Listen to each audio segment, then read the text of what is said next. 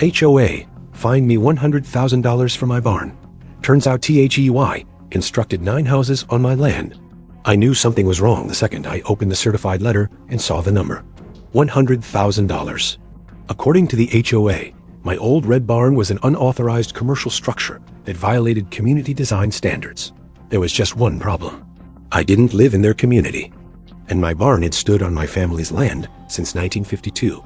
At first, I thought it was a clerical mistake, so I drove over to the HOA office with my deed in hand. The receptionist didn't even look up. She barked, "All fines are final."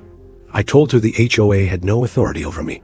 She smugly replied, "If your structure is inside our boundary, it's under our rules." Inside their boundary? That sentence hit me like a hammer.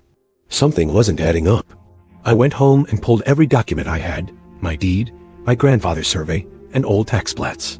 Then I compared them to the HOA's community map, and my jaw dropped. Their map was wrong. Their boundaries stretched a full 200 feet past their recorded parcel, straight onto my land, right into my pasture. The next morning, I brought out my drone to film the property lines. The footage showed the truth clearly. Not only was my barn on my own land, but 9 of their newly constructed homes were too. 9 entire houses, built, sold, occupied, on acreage legally belonging to me. That's when I stopped playing nice. I hired a land use attorney and a licensed surveyor. We created a complete boundary analysis with GPS coordinates, historical plats, and aerial overlays proving the HOA's construction had trespassed deep into my property. My lawyer looked at the report and said, "They fined you for a barn, but they're the ones stealing land." We sent the HOA a formal notice. It explained the violation, included the drone footage, and demanded they cease all enforcement actions immediately.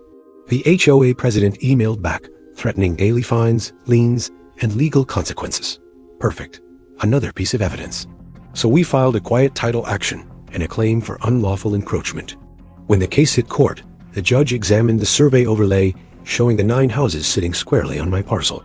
The judge turned to the HOA board and asked, "How did 9 homes end up outside your own legal boundaries?" No one spoke. Homeowners in the gallery stared at the board like they had just learned a terrible secret. Judgment came quickly. The HOA was ordered to void all fines against me. They were also required to compensate me for land use, damages, and legal fees. And those 9 homeowners? The HOA had to negotiate new land leases with me, or pay to move the structures. Now they're scrambling. The board is in chaos, and my old red barn is still standing proudly on land that was always mine. If you love HOA justice stories, like the video and subscribe.